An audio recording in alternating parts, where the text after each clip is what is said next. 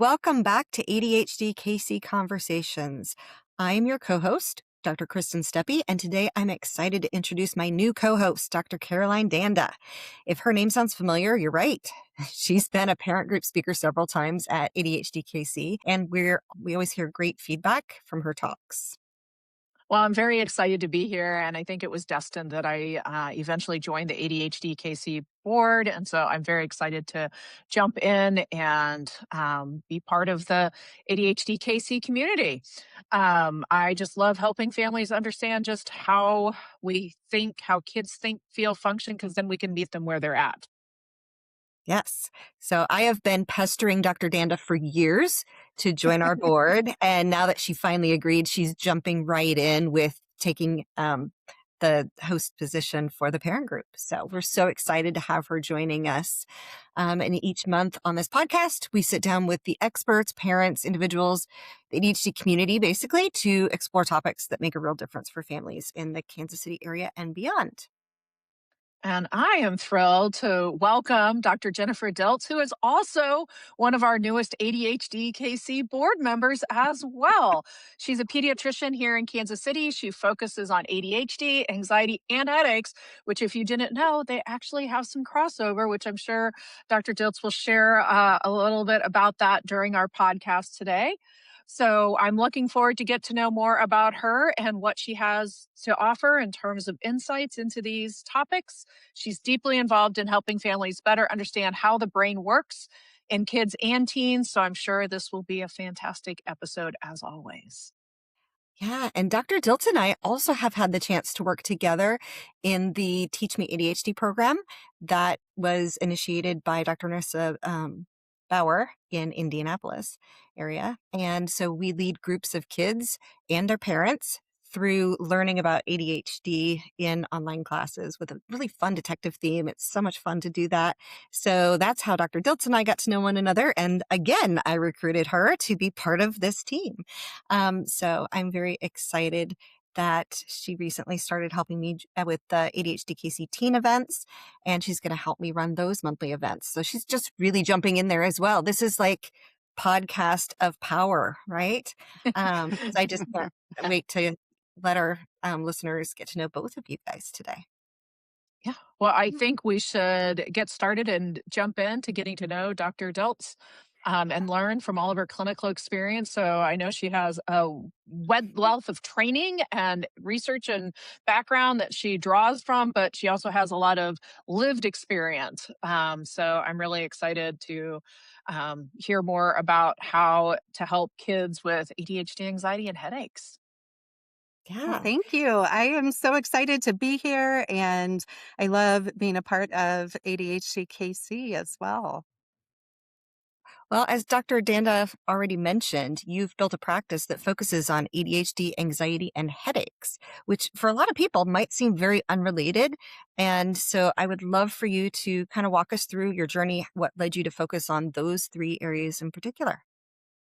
Yes, great question. And like you said, they don't at first glance necessarily seem like they would fit together, but they sure do. And I started out my career as a pediatrician doing general pediatrics and developed an interest in both procedural pain and chronic pain, and found my way to the headache clinic here at our local children's hospital, and did additional training during my time there in both headache management, and got my board certification for headache. And we were using a lot of acupuncture to treat headaches. And so I also got board certified in medical acupuncture at that point. And about 3 years ago, transitioned to private practice here in Kansas City. And in addition to treating kids and teens with headaches, I also decided that I wanted to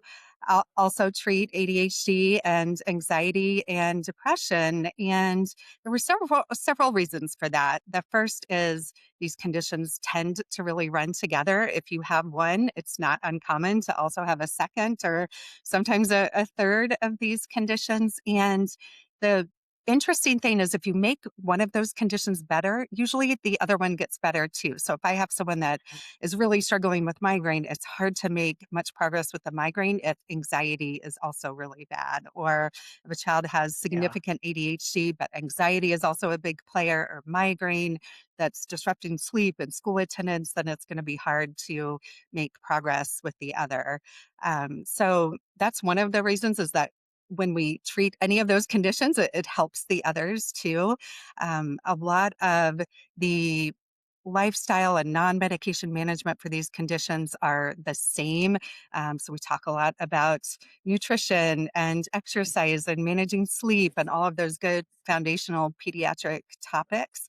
And then I also just really like talking to kids and families about how brains work and how our emotional state and stress level and those kinds of things are really related to physical symptoms. And so all of these conditions are just really related, and it's just something I really like talking about and helping kids and families with. And it feels really rewarding to have kids and parents come back and be like, oh, things are going so much better.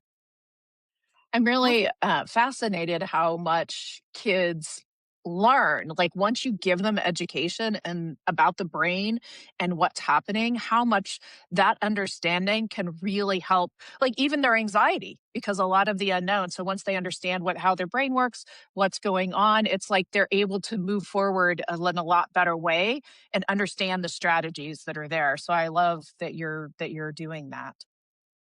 Yeah, I think it really gives them a sense of agency. It takes this thing, whether it's migraine or anxiety or ADHD, and once they understand it and they understand that, hey, it's not your fault that you have this condition, like a lot of that is a genetic thing that you were just kind of born more susceptible to or predisposed to. But there are lots of things that you can do that can help to manage this condition. And so I think it just feels good to understand how your brain works and understand some of the things that you can do to help those conditions so that you don't feel as powerless about it.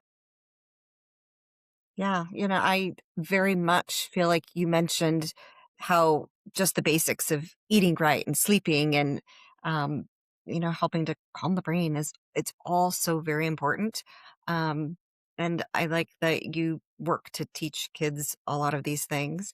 When you also use acupuncture to help kids with headache management, how does that work? Yeah, we are still trying to completely understand how acupuncture works. It's been around for a really long time, and there are several different mechanisms through which it works. One of the main ones is it when you stimulate different acupuncture sites on the body. So a big one is like right here on the hand.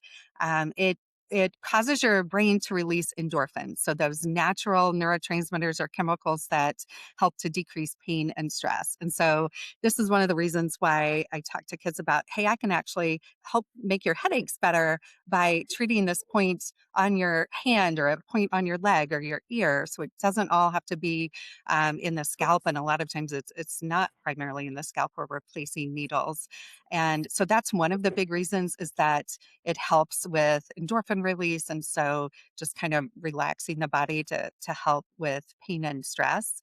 And then we will also sometimes use points that are more related to where kids have pain or adults have pain with their migraines. And so that can be back at the kind of the base of the skull in the occipital area.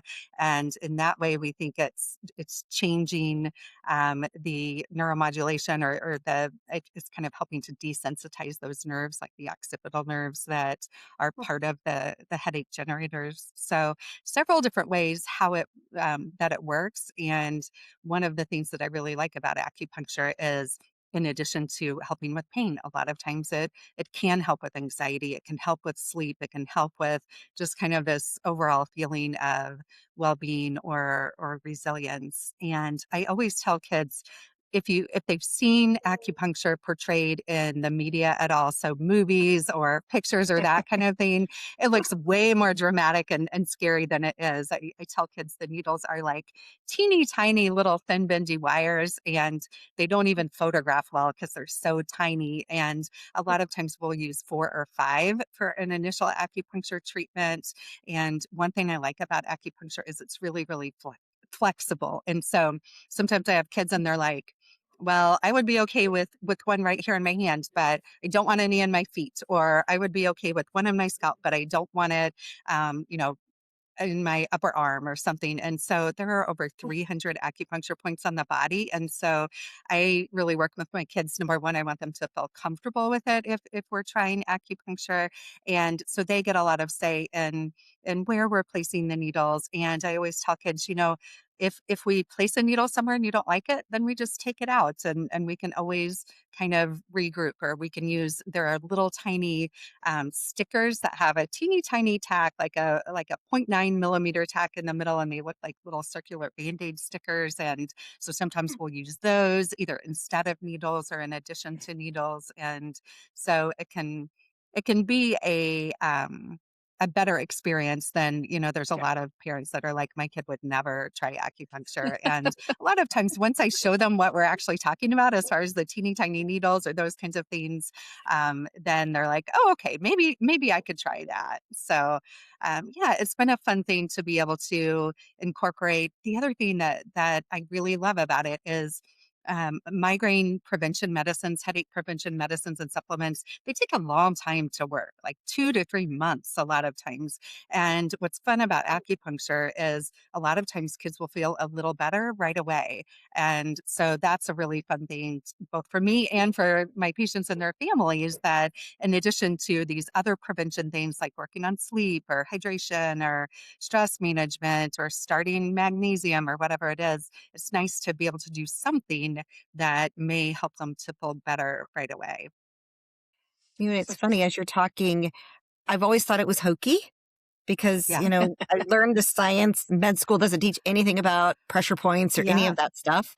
But in junior high, a teacher would not let anybody go to the nurse for anything. And when somebody would complain of a headache, she would tell them to squeeze like right here. And I still do Yes. that. When my head hurts, I will put pressure like Yeah. right here. And when I have a headache, it hurts my hand to do that, but it makes my head feel better. And it Yeah. doesn't last very long. But Yeah. now you have now you some, know why. yeah, there's a pressure point right there. And it does work. And it Yes. doesn't involve needles. So Yes. I guess kids could just do the It's pressure good. if they don't want the needle point. But it Yeah, sounds like the exactly. needles are And super yeah, tiny. So that is I will talk to kids about that. Like, fascinating. hey, this point right here that we use for acupuncture, you can also have your mom kind of press on this area or rub this area, or you can do it yourself. Just kind of like we teach other self-regulation strategies that I know both of you do a lot with Hmm. your kiddos Yeah. in your offices.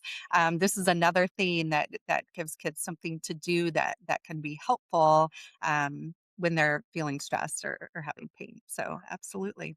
I think you answered some of the questions that came up for me because I am thinking, as you know, I mean, you work with kids that have anxiety too, and they're Mhm. like needles, no shots, no. They're all no, no, no. And so I love the way you were framing it as like again, you start with this basis of education and why we're going to do, and you demystify the process. So you really kind of get them used to the idea. You don't just be like, hey, here's a needle and we're going to go for it.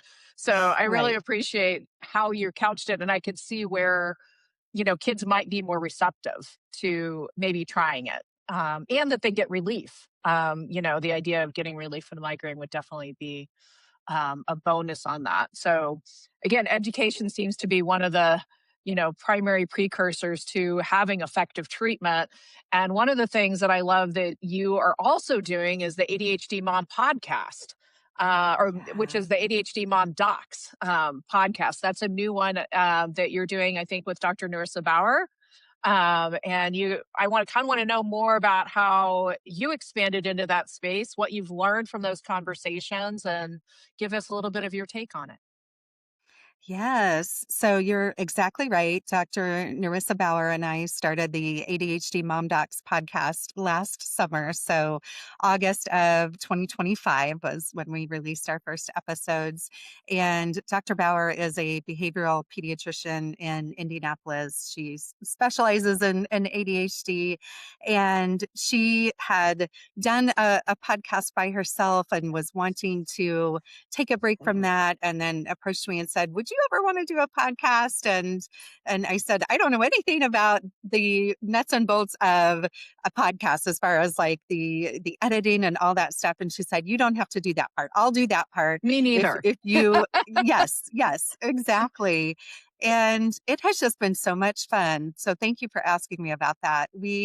I think it came about because Dr. Bauer and I both just really love talking with other professionals. We're both really curious, probably like both of you. We got into this field because we love learning, and there are always new things to learn.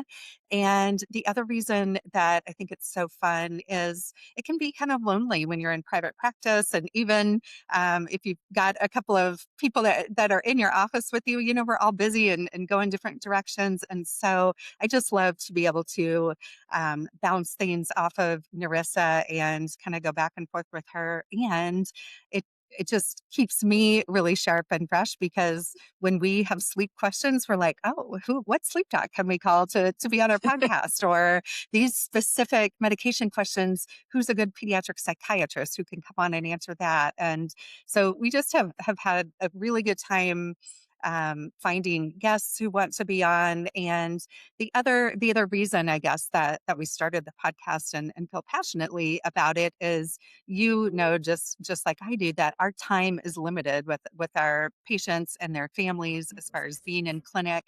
And also there's only so much that we can all absorb in a short amount of time in a clinic visit. And so when we first started the podcast, we thought, what are the things that we really want patients and their parents to know when they're first starting out on this ADHD path, as far as what does it look like to get a diagnosis? What are the things that they can be thinking about, that we're thinking about?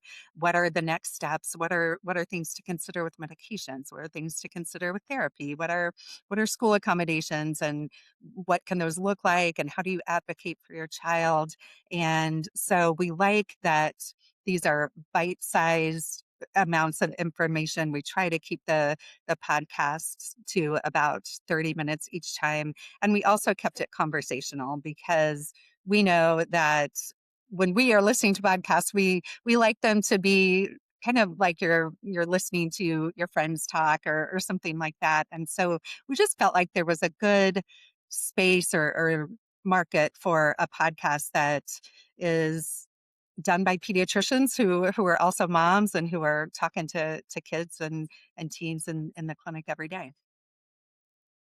It's really great that families can have a trusted source. I think that is one of the challenges with all the information out there. It's like, where do I go for information? I might want information. How do I get it? I mean, I have a stack of books like, this big that I still haven't read yet. Yes, So I me often will too. go to the podcast, and I like to listen to the podcast. So I love that there's a trusted source with pediatricians that can answer all those questions that sometimes we didn't even know we had, but there's information that's important that we know.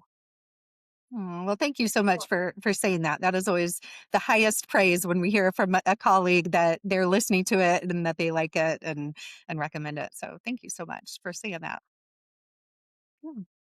Well, I want to swing back. We've kind of touched upon anxiety a little bit, and it shows up in so many different ways. And so often parents don't even think of anxiety. They think their child is angry or something else. So, from your perspective, what Oppositional. are some oppositional? Yes. Yes. I don't Yes. believe in the diagnosis of oppositional defiant disorder. I don't ever I give that I agree diagnosis with to you. parents. There's always something Uh, underneath it causing the oppositional behavior, but that's another topic probably to get into at a later time. But Totally. But yeah, I guess, can you just maybe speak to some of the ways that you might recognize anxiety, even if a family is not immediately understanding what it is? Yes, I think this is such a great question because you both know that we see this a lot where it's so rare that a child or teen even will say, I'm really anxious or I am struggling because of anxiety. It comes out in so many different ways. And there are physical symptoms for sure, especially in our younger kids. And a lot of times that's headache or that's belly pain. And that pain is really real. We know that that pain is a real thing, Mhm. and also sometimes that can be that's how your body is telling you that it's stressed or it's anxious. And so when we address the anxiety, those physical symptoms get better. It can come out as not being able to sleep. We see that a lot. And then, Kristen, just like you alluded to, a lot of times kids are really irritable or they're really angry.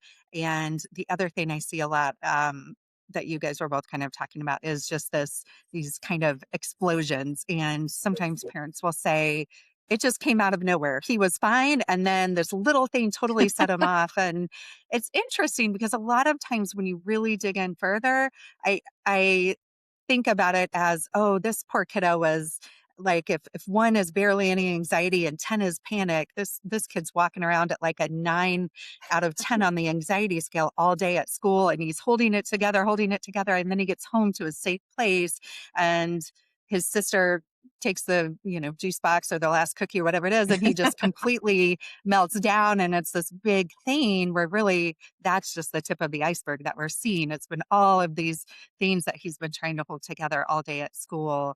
And a lot of times parents will say, we just feel like we're walking on eggshells. Like we just Yeah. never know when he's going to explode. Or so that is a lot of ways that anxiety comes out. Um, it's interesting. I love talking to parents and kids about how whether you're a little kid or even an adult or a teenager, anxiety tends to kind of behave the same way. And it also tends to Mhm. behave the same way no matter what you're anxious about. If you're a little kid and you have separation anxiety, if you're a middle schooler and you're afraid of snakes, if you're an adult and you're afraid of public speaking, like we all kind of have a lot of those same physical symptoms. And then we have our brains kind of do the same things. And a lot of the times, what happens with anxiety is our brains underestimate our ability to cope. So we don't think we're able to handle something like, I'm not going to be able to go to school today because I may say something embarrassing or I won't know what to say when the teacher calls on me. Then we underestimate our ability to cope. So we already are overestimating the chances of something bad or scary happening. We underestimate the ability that we'll be able to handle it. And so what do we want to do? We want to avoid. And so I think it's helpful for people to kind of know about this cycle, because then we can really work on recognizing these things and working with kids and families to intervene, because it makes sense to me that as parents we want our kids to feel safe and we want them to be comfortable and happy. And so if they're wanting to avoid school in the short term, we may say, yeah, I understand, like you don't feel good or you're really stressed, let's not go to school today. And then the kid feels better, the parent feels better because the kid feels better. But then unfortunately, the child doesn't learn that they actually can push through that and cope. They don't get that good experience. And then tomorrow that same cycle is repeating. So that's another way we tend to see anxiety show up, is in avoidance. And then anxious brains really want certainty, right? They want to know what's going to happen next. And so we hear a lot of like, well, what's going to happen next? And what's happening today? And what's happening tomorrow? And what will happen if this happens? And they want a lot of reassurance too. And so kids may ask, well, how do you know dad's not going to get in a car accident? And the parent may answer, and then the child may say, wait, ask that same question like over and over again. Or during this time of year, sometimes we have it with tornadoes where a child may say, I'm worried there's going to be a tornado. And the parent may say, oh, I don't think that's going to happen. And the kid will say, well, how do you know? And then the parent will say, well, let's look at the weather app. And maybe that reassures the child for a few minutes. But then half an hour later, that child again is like, well, I'm still really worried. It still looks kind of dark Right. outside. And so parents get into this like cycle of having to do more and more reassurance. And so, yeah, it's just really interesting how anxious brains work. Yeah, I think that broad overview and talking about how anxiety has all these different roots, when it comes down to it, our brains are designed to worry. That saves us, right? Yes. Kept us in the caveman days Yes. from dying. So it's Yes. self-preservation and it's necessary. but learning how to cope is so important. And all the different ways that it can look, even though it has that same root. I think you're going to Yeah. talk more about that when you do your parent groups talk next month. Yes. So don't want to ask too Yes. many questions about Yeah. it. Yeah. What I find Yeah. really fascinating, though, is that overlap between ADHD and anxiety a lot of times because I see so many kids, and I'm sure you do too, where there's that overlap of a lot of times, with ADHD, there's a lot, your brain is just moving super fast, right? And it's kind of a regulation issue, but also anxiety is a regulation issue. And so, like, it can be, Yeah. it's too hard to like, slow down. And so, or I'm having trouble focusing and then I'm not learning. And then now I'm anxious that I'm not learning and now I can't concentrate. So I'd love for you to speak a little bit more about a little bit of the overlap between the ADHD and anxiety. Yes, absolutely. You make really good points. And depending on which studies or statistics you look at, about half of kids and teens who have ADHD also meet criteria for an anxiety disorder. And so that's a lot of kids and teens that we're seeing that have both ADHD and anxiety. And just like you talked about, what's interesting is that the symptoms of those two conditions can look the same. If a child is really fidgeting and having a hard time sitting still, that can be because of that child's ADHD. It can also be because they're really anxious and kind of revved up and having a hard time calming their brain and their body. Same with paying attention. If a child is really, really worrying about something or worrying about how they're going to be perceived by their teachers or their fellow students, that makes it so hard to pay attention because they're just in that fight or flight part of their brain and they're not able to be in that rational thinking part of their brain. And same with, of course, ADHD. They could have a really hard time paying attention because of that ADHD. And a lot of times it's both. And we see that, all of us see that in our offices. And so then a lot of times it's trying to tease out which is which. And in my case, if we're treating with medications, then a lot of times we'll start with whichever one seems to be the biggest player and then see what we're left with. Because absolutely, if ADHD is really significant, that's going to increase anxiety because kids are knowing usually that they're not performing to their best ability or that they are struggling in certain areas. And so then that increases their anxiety. And same with if someone is really anxious, then they're not able to pay attention. And so I think it's just helpful to know that there's overlap and then to work on both of those. And it's just, I think, an iterative process where you work on one thing and then you regroup and see what's going on at the next visit, and then you figure out which thing you want to work on next. And that goes, of course, for the non-medication treatment strategies too. We know that sleep absolutely improves executive functioning and emotional regulation, but we also know, unfortunately, that sleep is really hard a lot of times for kids with ADHD and for kids with anxiety. And same with eating, that can be hard for both conditions too. So it is just interesting how much overlap there is. Yeah, Yeah. there is. It's Go ahead. I was just going to say the multi-million-dollar question parents always ask when there are both going on. How do you know which one to treat first? Yes. Yes. Yeah.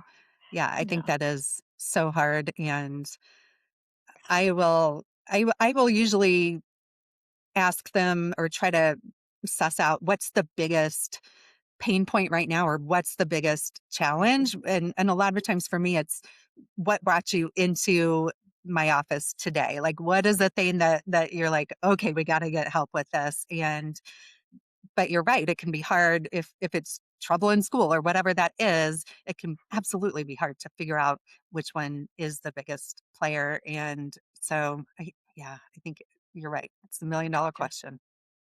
Always hard. Anecdotally, I have heard that, a lot of times, I think I've heard this more with women that they were diagnosed with anxiety only later to find out that they actually have ADHD and probably anxiety too. But it may have been ADHD, particularly more of that inattentive, that may have been driving the anxiety. And so I find that really fascinating. Yeah. Yes, absolutely. I totally agree with you, Caroline. I think we see that a lot. And one of our earliest guests that we had on our ADHD Mom Docs podcast was a pair of neuropsychologists who have written Mm. a book called Different Thinkers ADHD. And one of them said, kids are always telling themselves a story about what's going on. And so a lot of times if they don't have that helpful label or narrative like this is ADHD, this is why it's hard for me to remember to do certain things, or this is why it's hard for my brain to do XYZ. If they don't know it's ADHD, then they're making up other stories and labels that aren't helpful. Like, well, I guess I'm just not as smart as Mm.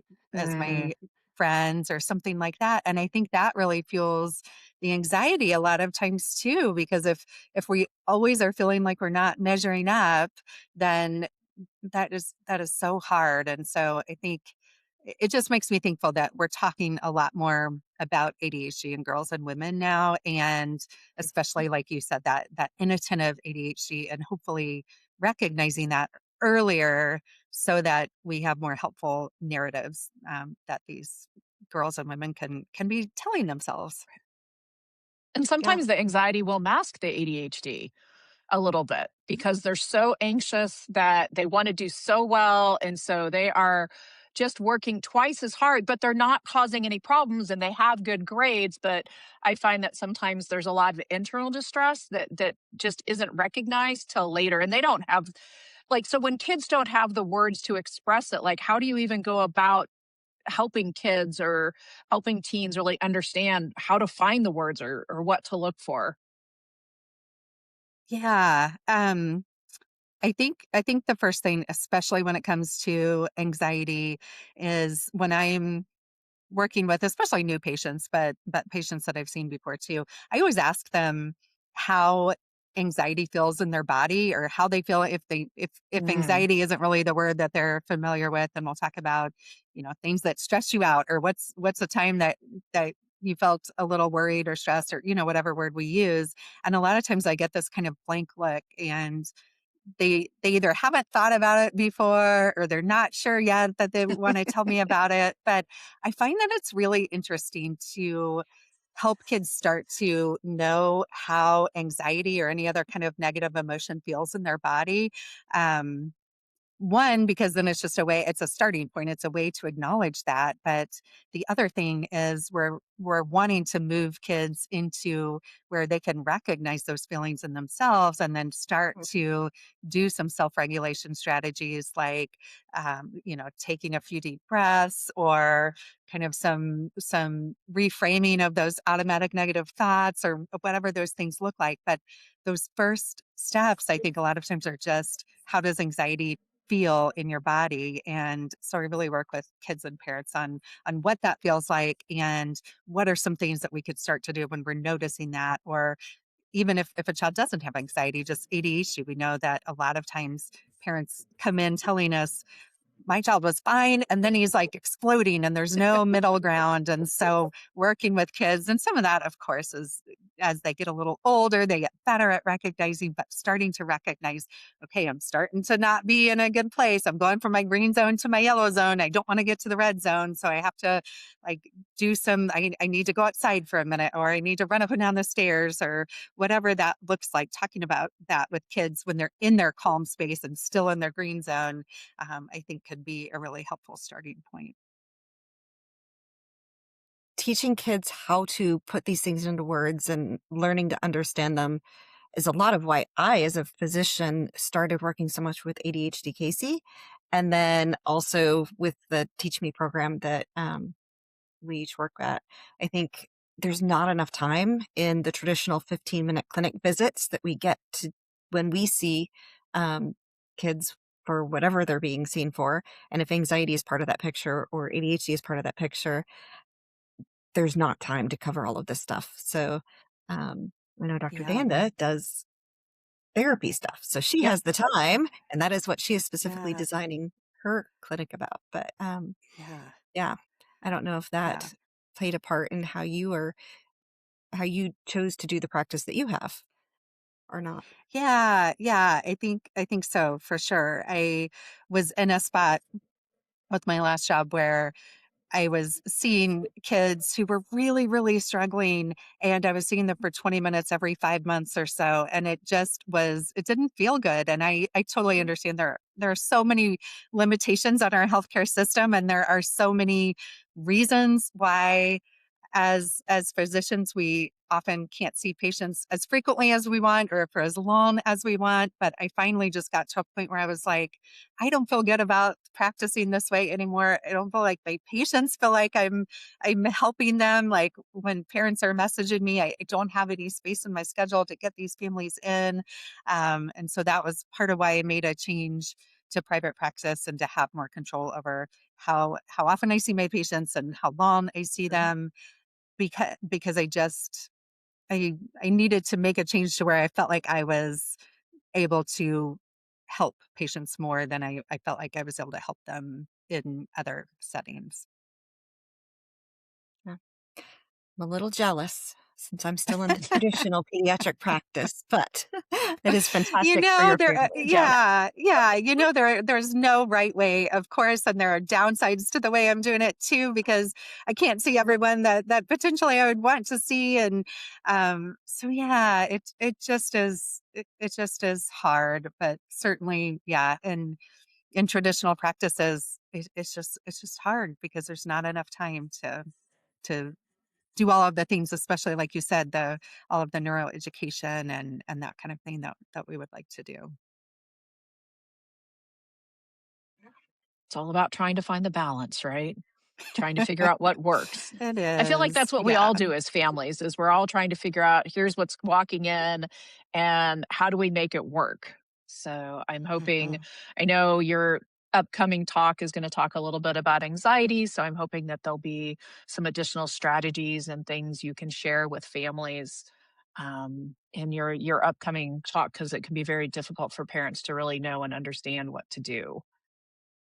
Yeah, and I will just say I love that right now. I think there is so much awareness on the parts of parents and teachers that they really are wanting to help anxious kids. You know, we can talk a lot about pandemic and post-pandemic life, but one thing that I think it did is really put kids and teen mental health on people's radars. And I recently gave a talk about anxiety similar to this talk that I'm going to give to our ADHDKC parent group. I gave it to the public schools district where I live for a teacher in service day.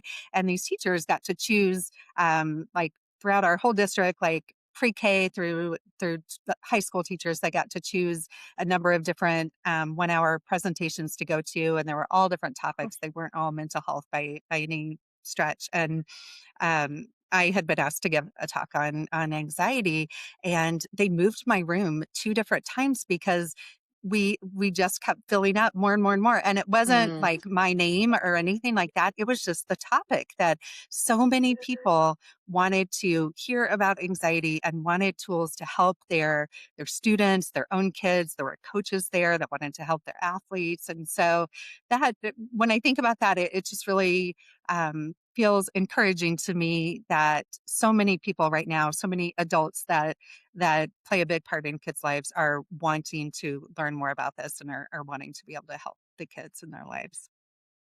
Yeah.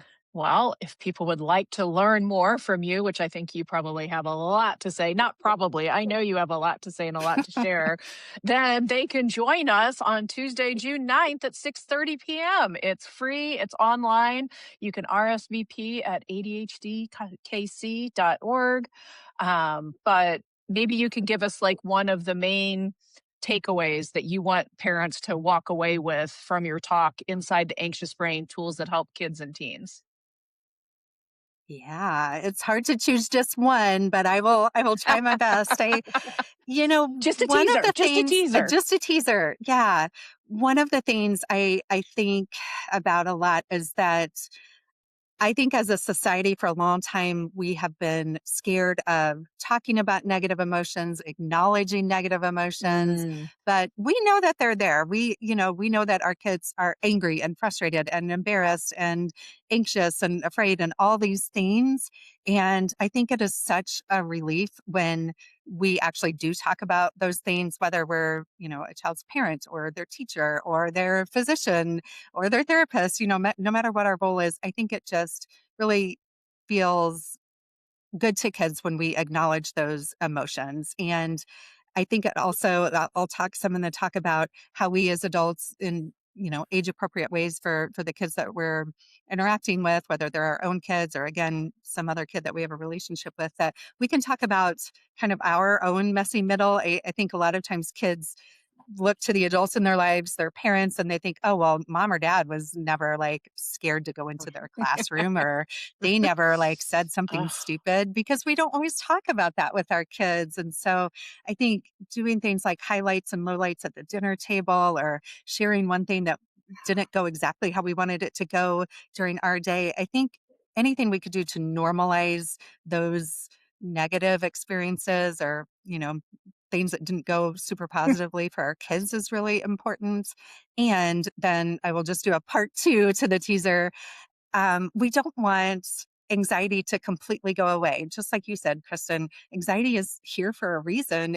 It has a very protective role. And I do that as part of my education with my patients. I say, hey, I don't want your anxiety to go totally to zero, because I'd like for you to have a little anxiety when you're walking out into the parking lot, because I don't want you to get hit by a car. And it's actually even good if you have a little bit of anxiety before your soccer game or before a presentation at school, because a little bit of anxiety increases your alertness. It shows that you care and you want to do a good job. Um, and so our goal is not to eliminate all stress or all discomfort or anxiety. And we also know, of course, that that's where we grow, right? If we're never putting ourselves in positions to where we feel a little anxious or a little stressed, then we're not trying new things and learning new things and all of those good things. And so I think that's helpful for parents to remember, that our goal is not no anxiety or no distress. Our goal is that we're able to talk about that with our kids and help them move through and feel supported, and also be able to recognize when anxiety is too much and when we need to get professional help to help our kids move through that. I am so looking forward to hearing your talk on June 9th at 6:30 p.m. Central Time. All you have to do to join us is to go to ADHDKC.org, hit the events button to find more information and sign up. that's I'm And looking fantastic. forward to it. Thank you so much for joining us today. I've already learned a lot about how the brain works and anxiety and ADHD and acupuncture. So many great points that just really hit home today. So I really appreciate you joining us today, sharing your perspective and expertise with us, and can't wait for you to continue to jump in the community and be on the board. Well, thank you so much. And thanks for having me on the podcast. you're welcome. You're welcome back anytime. And for those of you we didn't really highlight, but she is joining me for the ADHDKC Teen Group for the middle school and high school kids each month, the first Tuesday of the month. So if you think your teens can learn from her, then have them join us as well. Yeah. Thanks.